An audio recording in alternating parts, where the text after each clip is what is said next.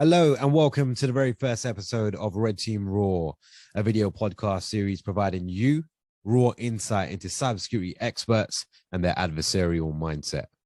These experts have not only walked the walk, but have shaped the industry in some way. They're now sharing their offensive TTTs, tips, tricks, and techniques to help motivate and inspire the next generation of cybersecurity experts. I'm your host, Manit Sahib, a fellow red teamer and social engineer. My background is the former Red Team lead for the UK Central Bank, where I use defensive techniques to protect the UK's payment and gold systems. I'm now the Director of Global Intelligence at Picnic, a company protecting against social engineering attacks. If you're considering breaking into cybersecurity, an experienced professional looking for your next step, or a general cybersecurity enthusiast, then this series will take you on an exclusive journey into the attacker mindset.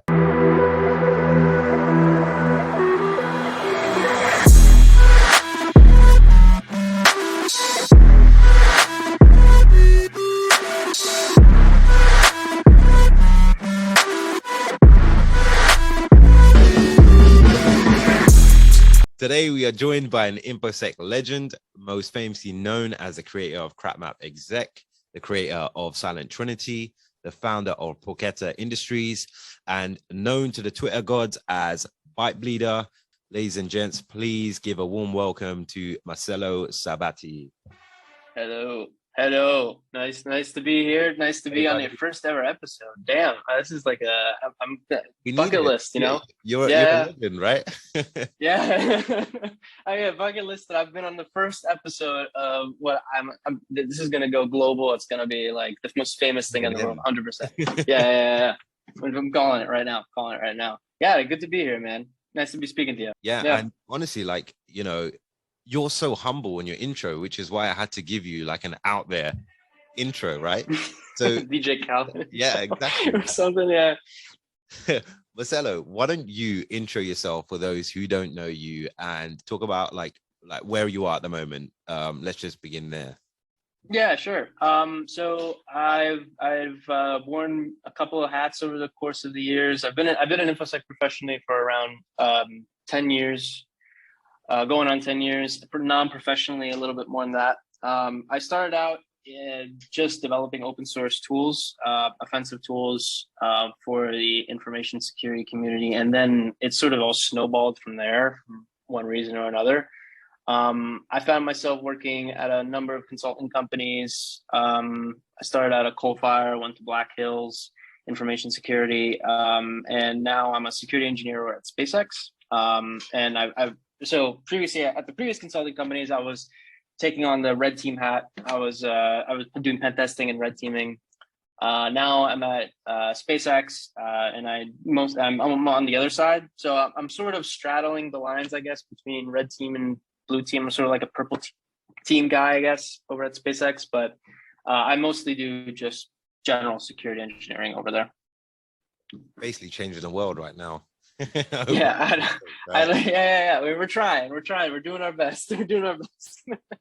Yeah, in a small little way. Because like one of the things that, you know, we met on Clubhouse. So Clubhouse, we have CyberSec Red Team Ops, it's a Red Team channel. But we met on there, and you know, for you to be on there, I was like, mate, this guy's a legend. How is he here? How is he available? How does he have the time to do this? Right.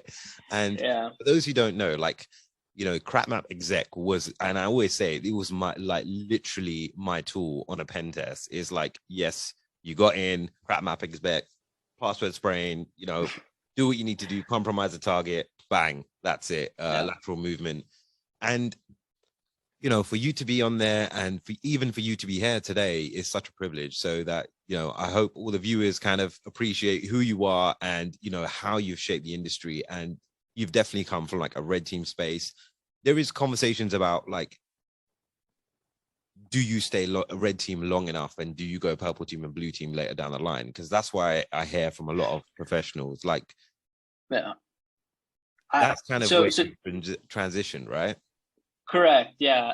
So let me say this. I was very naive going into, I was very naive on a lot of things, just generally speaking. However, especially going into this career path, at the beginning, I sort of thought that I really didn't need to like be on the other side of things. Like consulting was sort of enough to understand like the general, like how things work, and enough of an experience to like keep your skills going, and not sort of like sharpen the knife, so to speak, for lack of a better term. I'm now, especially after joining SpaceX, I'm now and switching roles completely. Like this is completely something I've never done what I'm doing at SpaceX anywhere else. Just like hardcore engineering. I'm definitely of the mindset that like definitely consulting is not enough. Like if you really want to, especially if you're on the offensive side of things and that's all you've done and you've not had the perspective of being on the other side or working at a company, I highly encourage you to do so, because the amount, just the sheer perspective shift that you'll get is worth it. Like if you want to actually see how security, the state of security really is, you're going to have to switch sides, because you're saying, I think it was Steve Jobs that said like something along the lines of consulting, like you only get like a slice of the cake. Like there's only like, you only get to see like a really thin portion of every single company.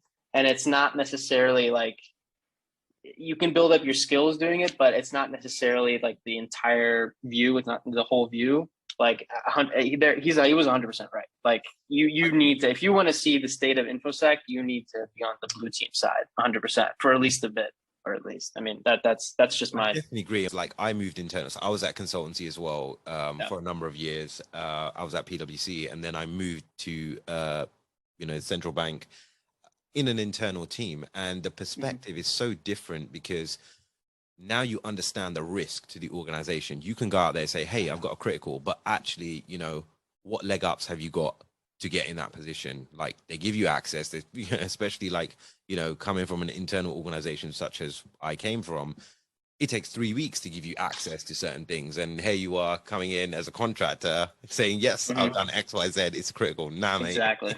it's taking to get there. And especially without any business context, like you don't because you don't also have, like as a consultant, you don't have the business context around some decisions, like because internally, like sometimes we all know that this thing, like there's one thing that's completely broken and it's like the soft spot of the entire machine, quote unquote. But it has to be there for business reasons. Like as a consultant, you don't have that background. And there's also the fact that if you don't have skin in the game, things sort of change. Like as a consultant, you don't really have skin in the game. Like I said, you're just going around dropping mics everywhere you go and saying, hey, you got to fix it, by the way, good luck with that. Basically, it's like you don't actually get to fix anything. But like the real work starts fixing the stuff, or rather, like understanding business context around certain decisions made internally and trying to apply security to that business context, because it's not as simple as just, hey, yeah, we can totally fix this, but sometimes you can't for you can't X reason. You just can't. Does X, Y, Z, and taking it down, exactly, blah blah blah, is going to cause the world to end. But I totally agree, and I think having that kind of lens on the blue team and the red team is also effective, right? So you get better as an offensive expert and a defensive expert if you have both sides of the coin, or understand both sides of the coin. One of the key things, like I say to people coming into the industry, because like, hey, I want to be a hacker, I want to do X, Y, Z. I'm like, you need to understand technology or security first. You need to understand where misconfigurations could lie, right? The foundations you need to understand, because you can't break something that you don't know the weaknesses of, right? Exactly. It's like breaking into a house, right? You've got to know that there's certain windows and whatever. You're going to be looking for windows. Same thing when you go into like a pen test or whatever. You need to know what you're looking for to find those holes. Exactly. Yeah, and that's why, like, I personally am there's there's 2 to 3 like lines of reasoning when it comes to what I'm about to say, in terms of like, if you need to learn how to code if you need to know how to code to be an InfoSec. There's certain like niche areas of InfoSec that you can probably get away with not knowing how to code. However, like knowing how to code is one of those things that allows you to understand how technology works. And in my mind, like that's a fundamental thing that you need to know, just general, like you said, like you just stated. So like it's part of the whole process of becoming a professional when it comes to this stuff. Because like if you don't understand how technology works, like you said, like how are you expecting to break said technology or like defend said technology, right? It's just part of the thing. And then more and more, like as especially in the red teaming space, like as defenses get better, like you're gonna have to code something. Like there's no getting out of it. Like if you don't know how to code, and I honestly don't know how people don't know how to code in the red teaming space, it just boggles my mind. Like it really does. But even on the defensive side, controls, right? So you need to have some yeah, sort of coding to like what do you do? something It's like, undetected, okay, right? it's a yeah, but it's not even that. It's like, okay, well, it's like, okay, so you know, I tried all the open source stuff. I guess I'm just stopping there. It's like, what? No, you have to code something yourself, man. Like it's not, it doesn't stop there. Together. Yeah, it's like, what do? You just stop at like Nmap. That's it, because I can't, you know, and that's it. It's ridiculous. But even on the, yeah, exactly. But even on the defensive side too, like you need to learn. There's no, like you definitely need to learn how to code, like 100%. So that's just my perspective on that. That's just my opinion, obviously. But like it's getting, like the excuse of being an InfoSec and not knowing how to code is getting harder and harder to sell as time goes on. So and if you don't know how to code, you're gonna sort of get left behind, in my opinion. That's just me. And one of the things that you said in one of the Clubhouse talks was about having a GitHub kind of repo or something, because when hiring managers now look at, you know, candidates, your GitHub profile is one of the things they check out. Exactly. And it makes it so easy. Like this is what I don't understand, because it's like I've hired multiple people over the course of years at both consulting. I have all the consultancies that I've worked at, and like it just makes it so easy for me, because like they're just like, oh yeah, I did this. Like I'm not going to call names out, but there was this one person that I hired at a consultancy, and he was like, oh yeah, no, I'm still in college, but I've got GitHub repos, and I wrote this really cool like thing that queries WMI and uses like some WMI stuff to do lateral movement. I'm like, oh, that's it. You're hired. Like that's all I need. To like in the set, like it was WMI. Yeah. You're hired. I mean, that's all. And he's doing great, and he's kicking ass. So I mean, like, the thing is, it just makes it so easy to hire you. Like if you do have this kind of stuff available publicly, that I just don't understand why people don't do it more. Maybe it's just because, like, I mean, it does take effort. Don't get me wrong, but like it can save you a lot of trouble down the road. And it definitely helped me, like 100%. Like if I didn't have my stuff on GitHub, that like it would have been a lot harder to get anywhere, I think. And like with that, like I think coming into the industry, there's so much for new joiners or new industry aspiring professionals to learn. Like, you know, there's so much content, so many books, so many courses. And it's like, well, on top of that, you need a GitHub repo and stuff like that. So like, what would you say to someone like listening to this? And what advice would you say? Like, how would you prioritize it? So honestly, I can tell you what worked for me.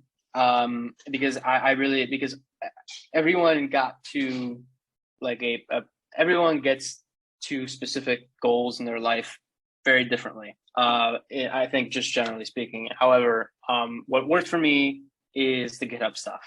Honestly, like that, and because the thing is, it's sort of like a vicious cycle, but in a good way. It's a good vicious cycle where it's like you open source stuff. You have, barring some caveats, which I'm going to talk about in a second, you open source stuff, which leads to you talking places, which leads you to networking, which leads to you getting noticed, which leads to you getting a job, and then it just sort of snowballs from there.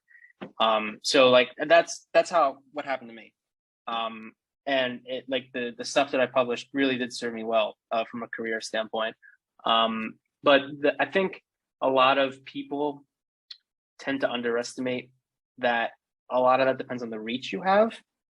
And a lot of people, and I see this in InfoSec specifically, that a lot of people don't want to put themselves out there They like, and what I mean put themselves out there, I mean on like on the social networks, like on LinkedIn, on Twitter, on it's a social networks are very much a blessing and a curse for multiple reasons, as everyone's aware. But when it comes to just specifically your career, you need to do that.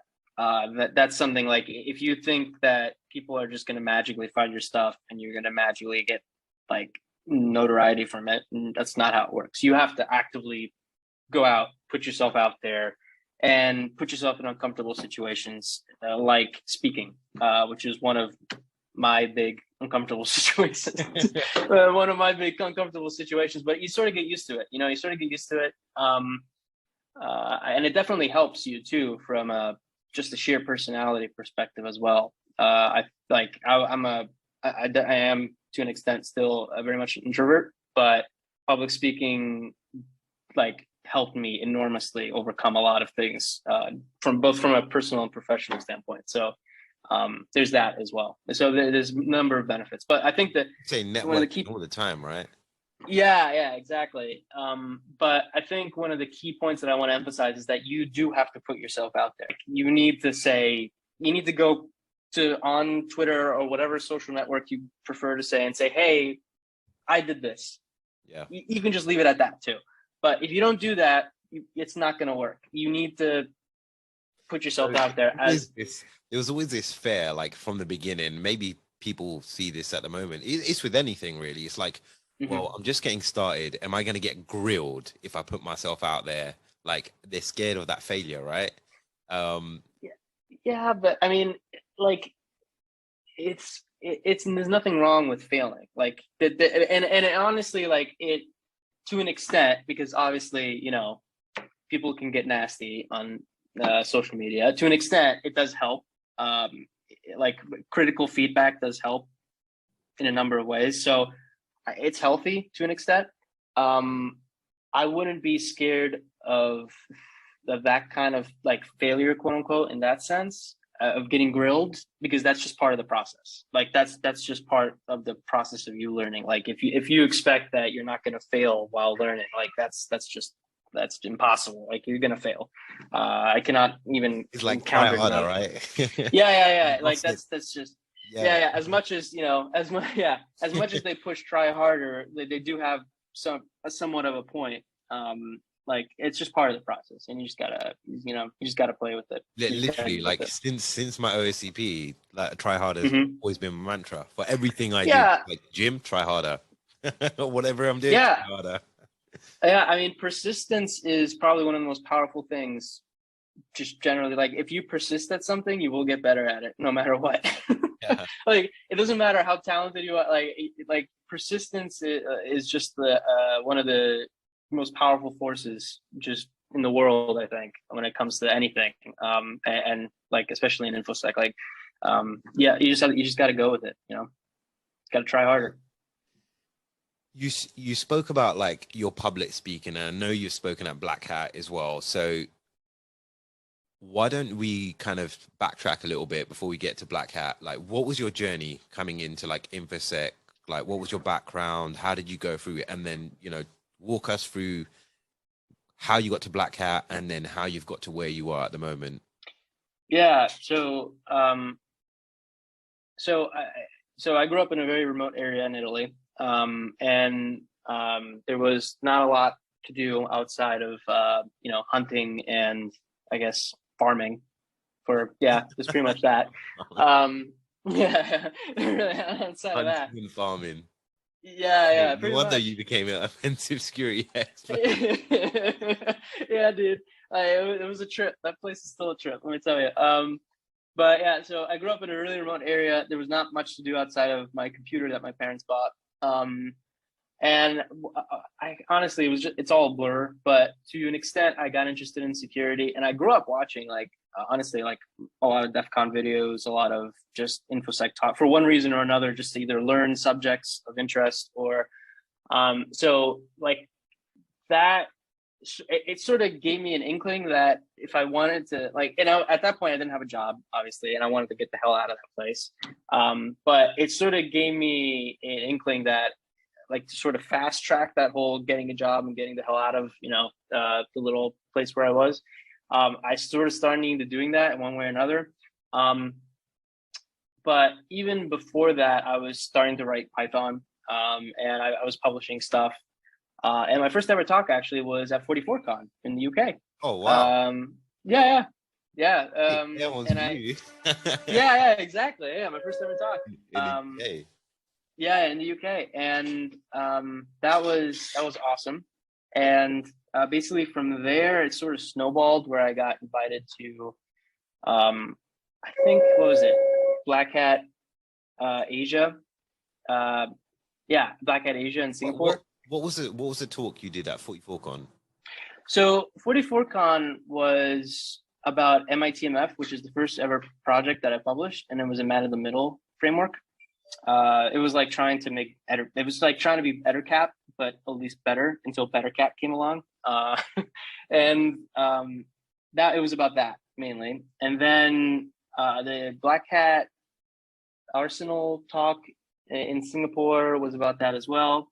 And then by that point, after that, I had a job, my first job. And then that's when I started working on CrackMapExec for our internal pen tests, which I open sourced. And then I started talking about that.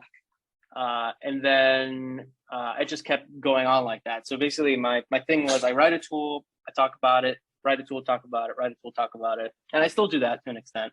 And that helps a lot. Like it does, because like you get to not only talk about like, it's not just like a random, very technical subject. It's something sort of concrete where you can show people it's like, hey, and you can use this too.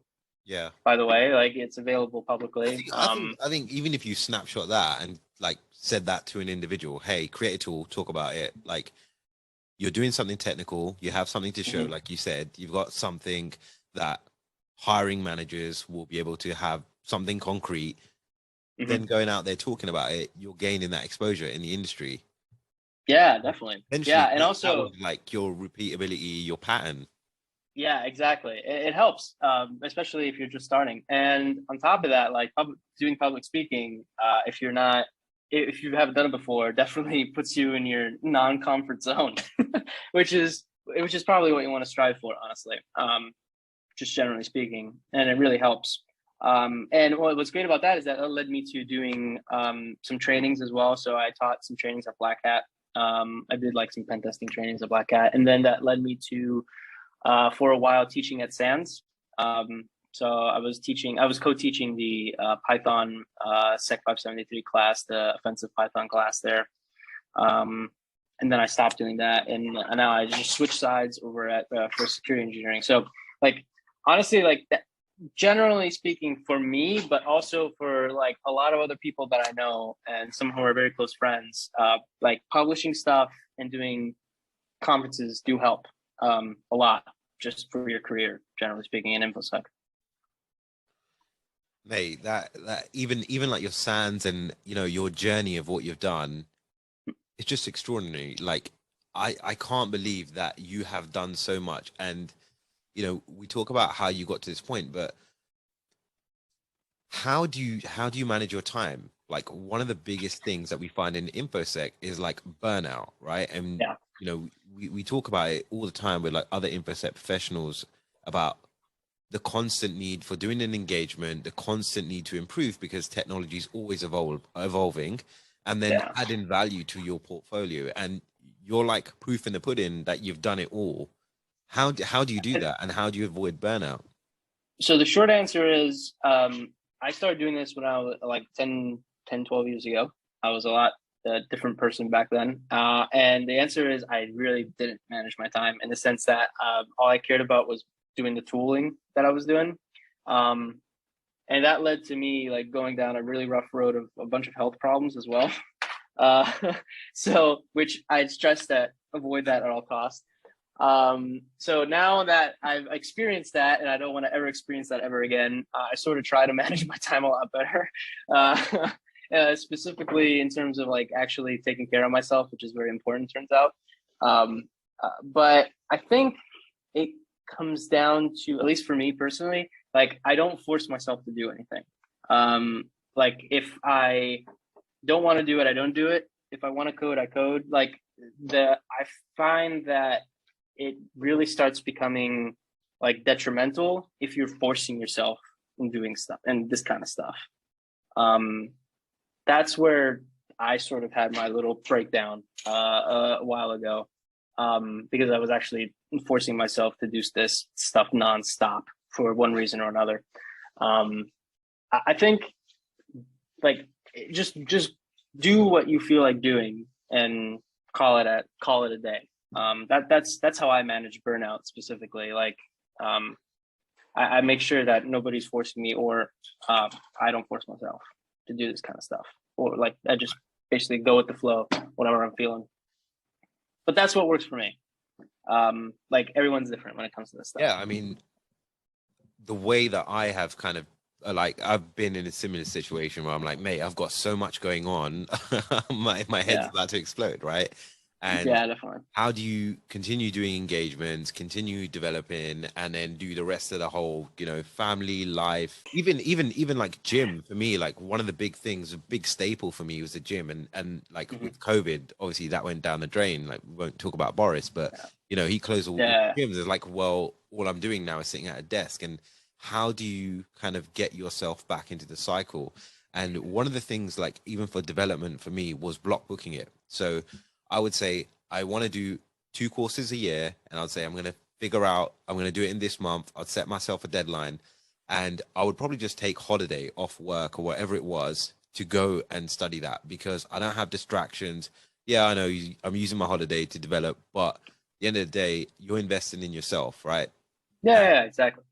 So that's how I kind of managed it. But I know everyone has like a different approach, and especially like when you're deving tools, like, because that takes a lot out of you.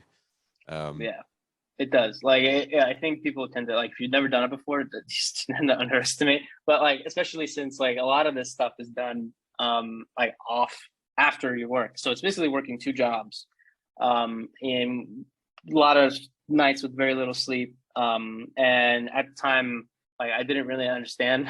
Like, I needed to actually take care of myself in order to continue living. Like, it's amazing how you forget that. Yeah, exactly, and all that stuff. So like, especially like the past like 4 or 5 years, I've been trying to really like make sure that I work out, like actually have exercise and actually take care of myself.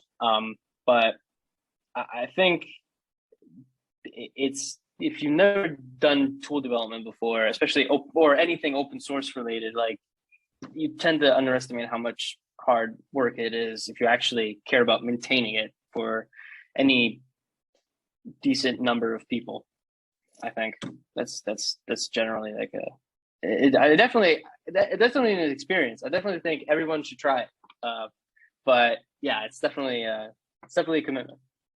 One of the things I wanted to kind of go into later was like your why. Like, you know, everyone has their own why they're doing something, what gets them up, like what drives them. So for me, honestly, like, it's passion. Like, a lot of it is passion, definitely. Like, I like, up until very recently, like, I honestly, like, computers were extremely interesting to me, and they still are. But I can definitely say, as time goes on, that passion sort of goes down. I think that's pretty normal for a lot of people in this industry. Like, and like, I've also started like getting interested in other areas outside of InfoSec as well. But like, I think 95% of it is just passion, honestly. And it's really cool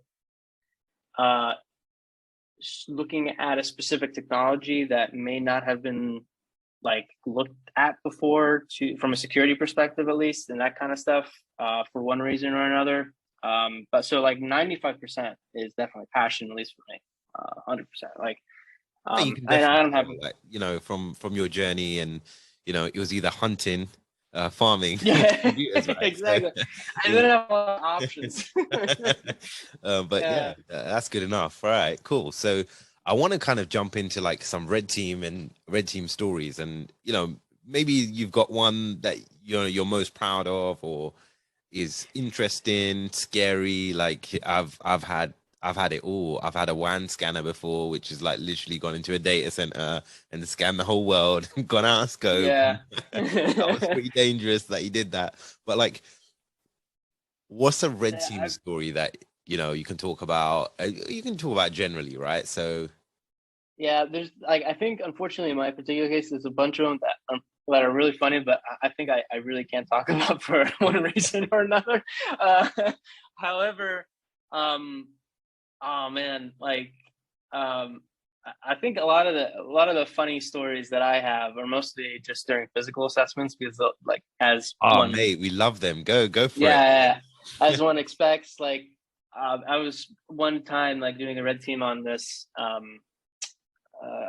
company that was into like real estate or something. But in any case, like they had like guards, so we spray can the door open and we go into a room and there's a guard just sitting there, like looking at us, like right when we spray can the door open, and he's just it's fine, like all good, and then he puts his earphones on and goes back to watching YouTube, and then so at that point we're just like, okay, I don't know So what he this just means. basically he's just like, I don't care what you guys are doing. I Yeah, care he's more just about like, my life. Like you guys, yeah, you exactly. want. And so me and my coworker were just like, okay, I'll take that as do whatever you want. So we go up to the next door, which is right in front of him, and literally like right there, spray can the other door, and he opens, and he's just down looking at YouTube and friggin' the headphones on, like Right. So like just for those who don't know, and we're not giving like something malicious away or something unethical, but when you're talking about spray canning the doors, you're spray canning the sensor, right? The the pressure sensor. sensor. Yeah. So motion sensor doors, if you don't know, for those listening, so there's this really cool trick where you can just like take a spray can and like shake it and then just spray inside between like the door frame and the door, and the temperature difference triggers the sensor on the other end, and the door just opens. I just want to imagine Yeah, that security guy's face, like I don't know. I mean, that's face, right? like honestly, like I didn't know. I would love to know what was going through his mind when he just saw us, but I honestly don't. But there's probably a bunch of them too that Right. I So you honestly got can't up to the remember. second door, spray can that, and that's it. You're in. And we're in. Yeah, we're in. Like again, because I guess into the place that we were supposed to actually capture the flag, quote unquote. And we went through the place and we lockpicked some stuff.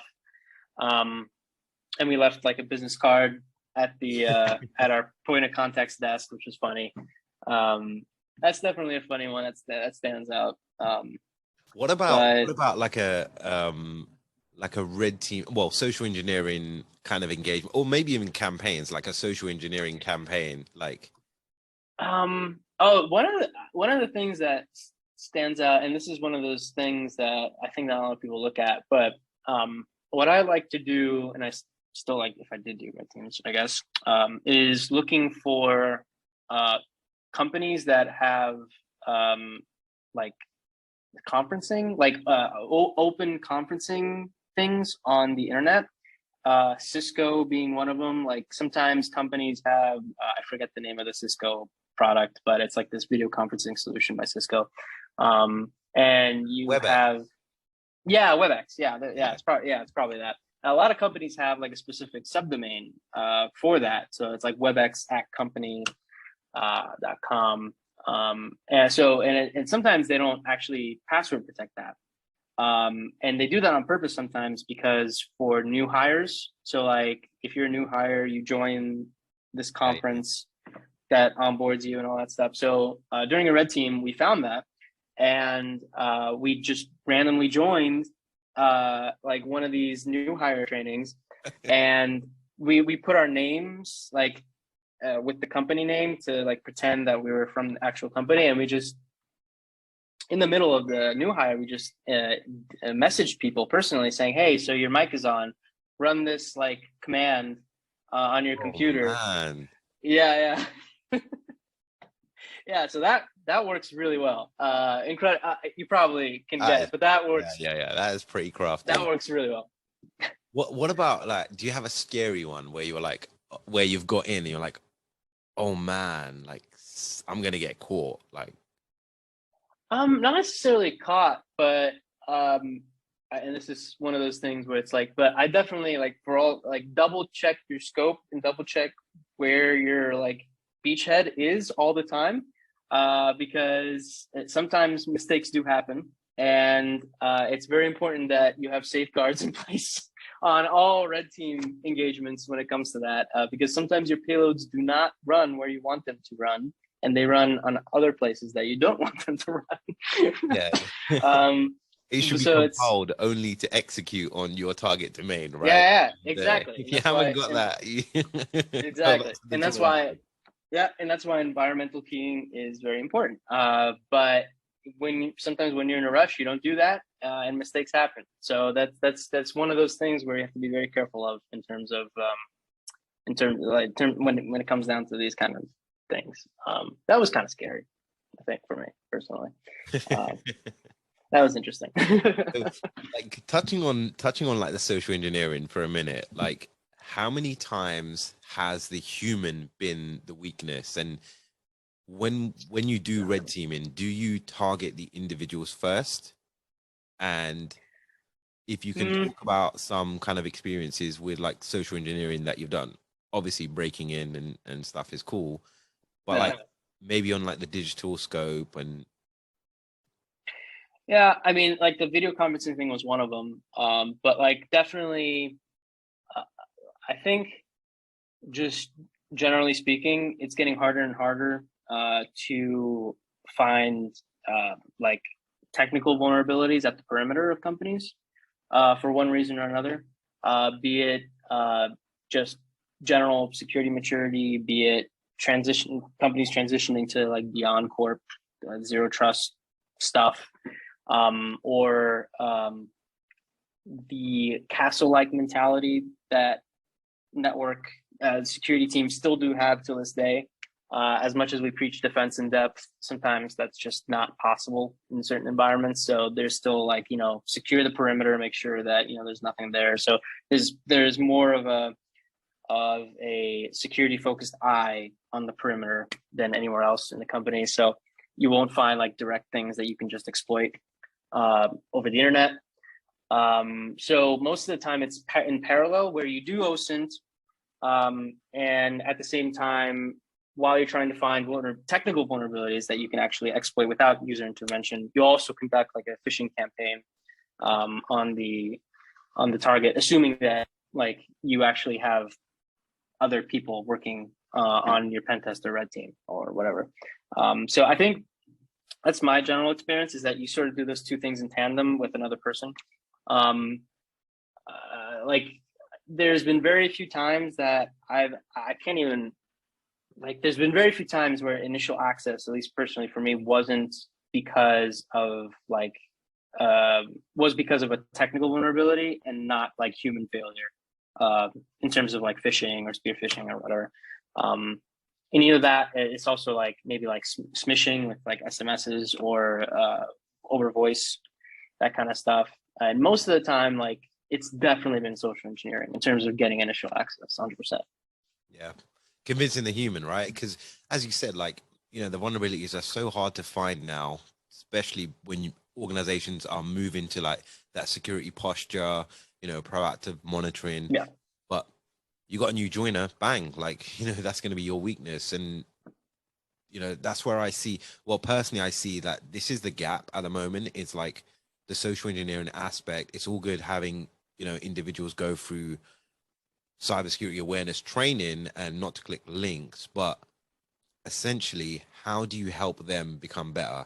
How do you help them get fished, or even like spearfished, right? Because you have the standard, I'm a Nigerian prince and whatever it is, like you're mass fishing, like you should catch that in your cybersecurity training. But if you've got spearfishing, like I've done about very particular things that an individual has as a hobby or some event that they even like Exactly. Black Hat, right? If I'd be like, hello, I've got Black Hat, I'm come in as a Black Hat organizer, and I'm like, hey, come to this conference and you can speak there.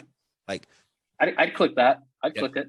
100%. Like, doesn't matter. There's certain things that I 100% would click, like, without even thinking that it could be phishing. When this airs, I wonder how many black hat Oh man, I don't know.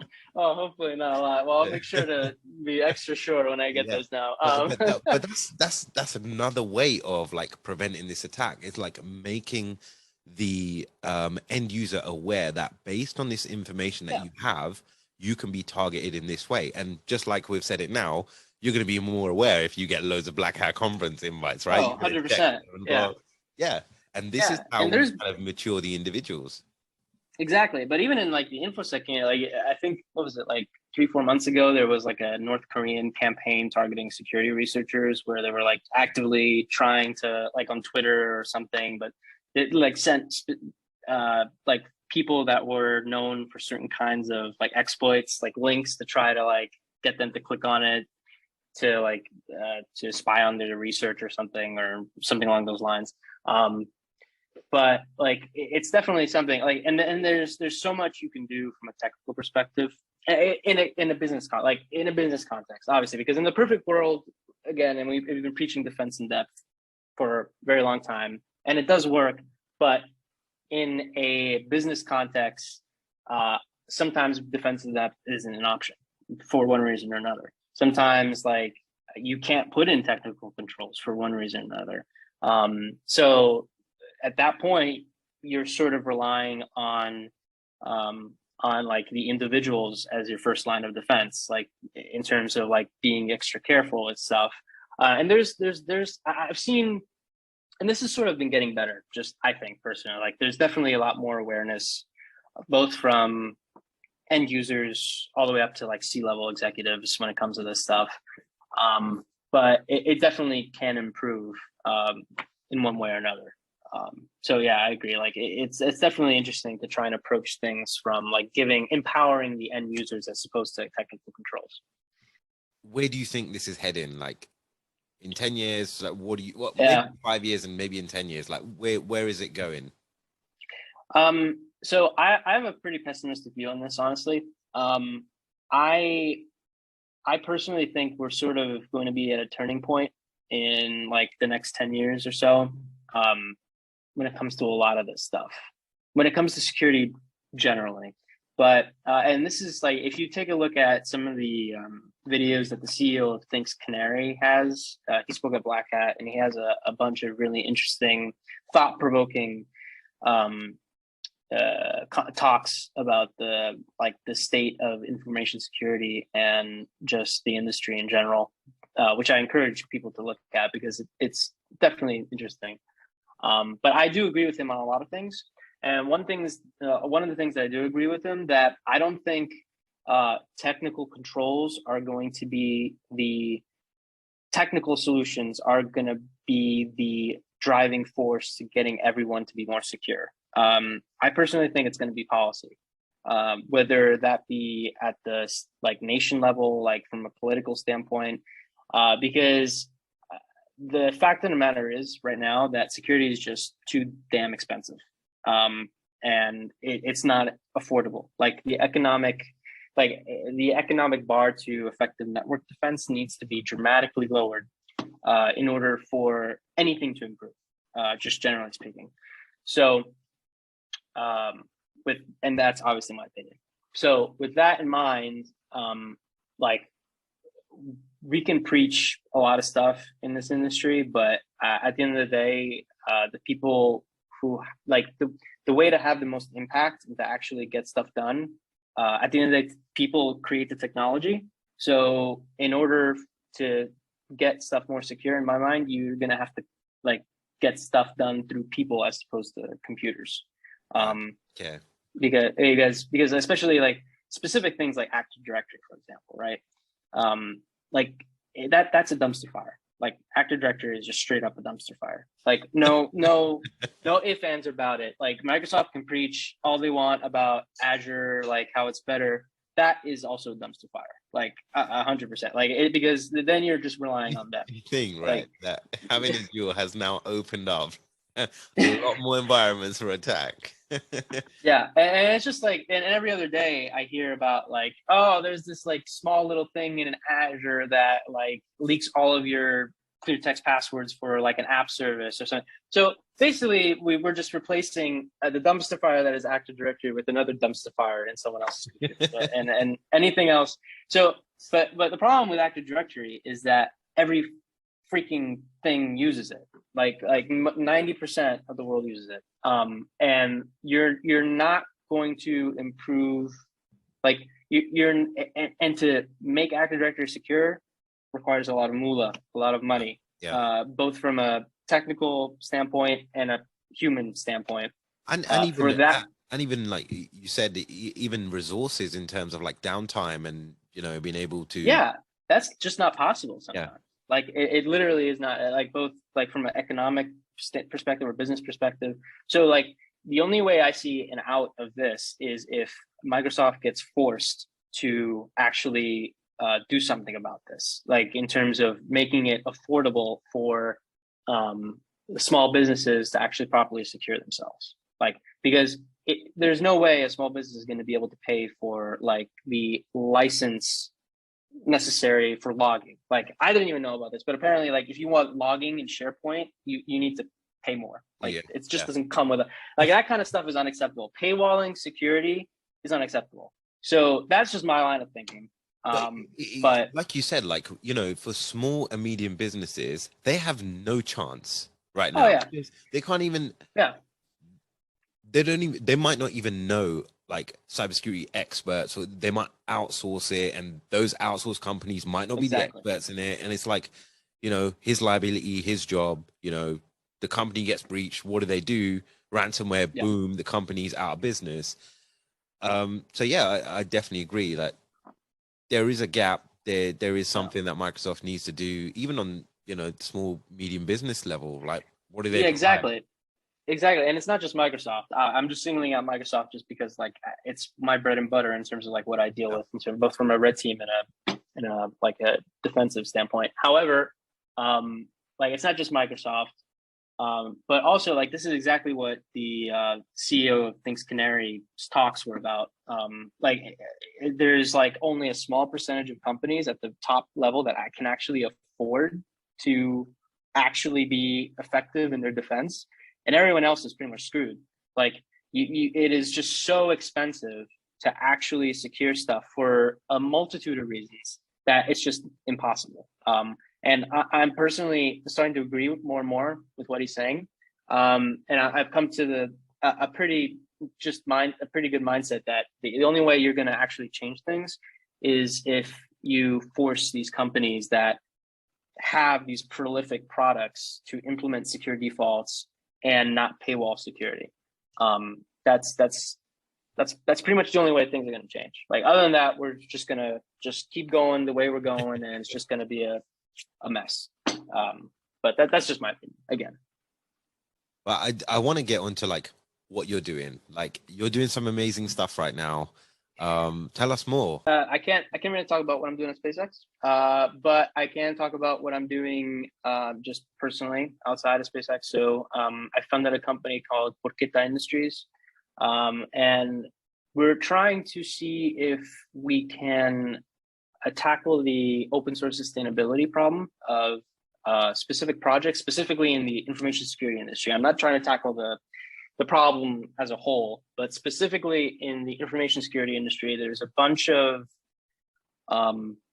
there's a bunch of tools that a lot of people and a lot of companies rely on that do not get the attention they deserve in terms of maintaining them or contributing back to them outside of the authors that actually created them in the first place. And we're trying to solve that in our own little way.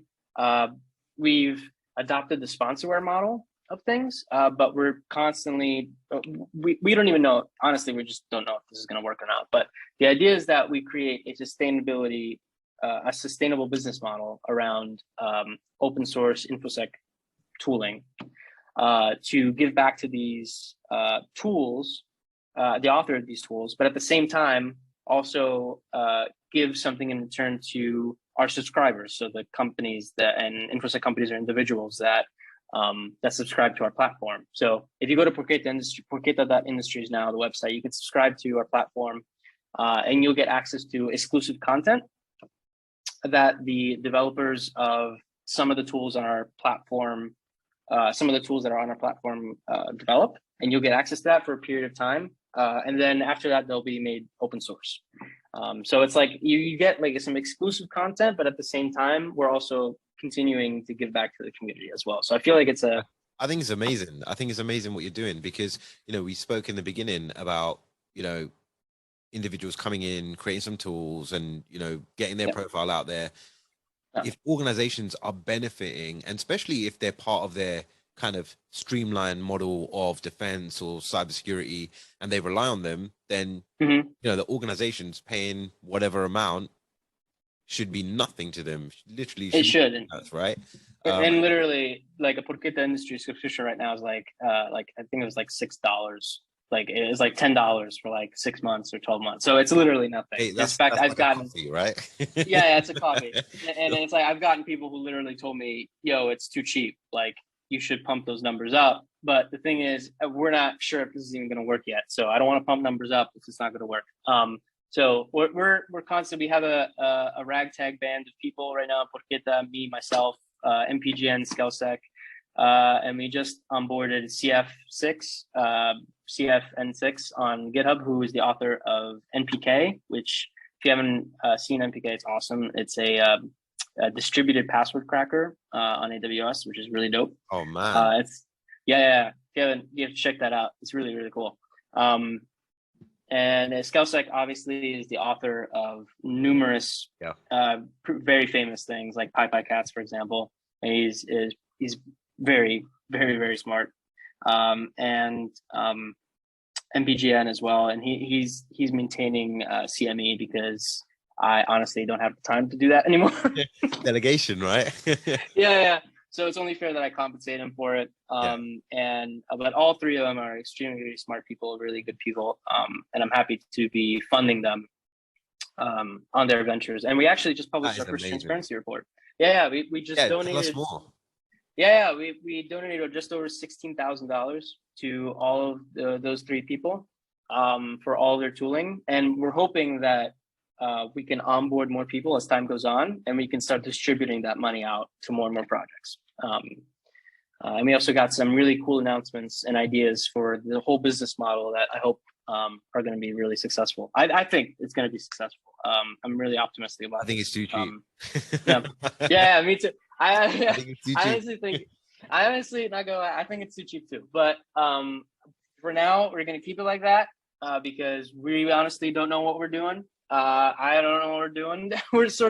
We're experimenting. This whole thing is an experiment. We're figuring things out as we go.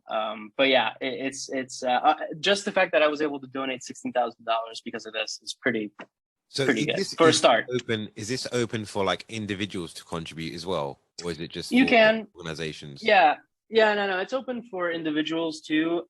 Like the primary intent when I first sought out to actually do this was for only organizations, but I've had people saying that, hey, I actually want to just like get access to the stuff personally. Like, so at the end I was like, okay, fine. We can let people subscribe individually. Mate, I'll subscribe just because you guys are amazing. Yeah, but like also we're trying to like tackle like sort of the contribution problem as well, where like if you contribute to like the public version of the tool, we're going to be partnering with a lot of interesting companies to give out vouchers or free trainings or something. So like if you submit a really badass pull request to any of these tools, on our platform, you could potentially get like some really cool stuff in return, along with lifetime access to the actual platform. So like we're experimenting with these kind of business model incentives to see if we can help in terms of like the sustainability of a lot of these tools. So you've essentially like started a business out of this as well, right? Yeah, it is. Like it's not a 501(c)(3) nonprofit just because of a lot of logistical issues in regards to this business model, because like it's sort of uncharted territory for a lot of reasons. So it might become a nonprofit. For now, it's just an LLC. But yeah, I'm curious to see where it's going to go, if it'll go. It's definitely going places. I'm not sure what places, but it's definitely going somewhere, I think. Honestly, like I said, sign me up, man. Let's do it. I Yeah, want to support the community as well. Yeah, definitely, man. Yeah. I'm gonna be tailing the log file for your subscription after this. Yeah, don't worry. We'll plug it. We're gonna get some nice B-roll. So like when you go through it, we're gonna have literally the website and everything going on. Perfect.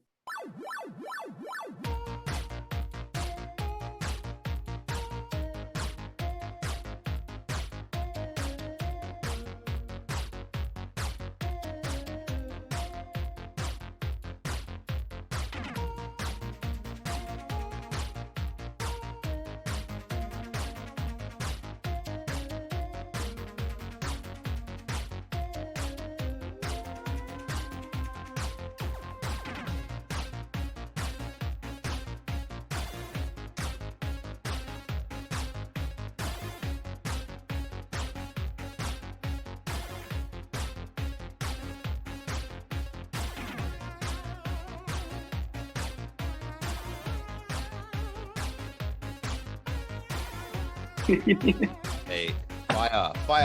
Get some silent. Perfect. Awesome.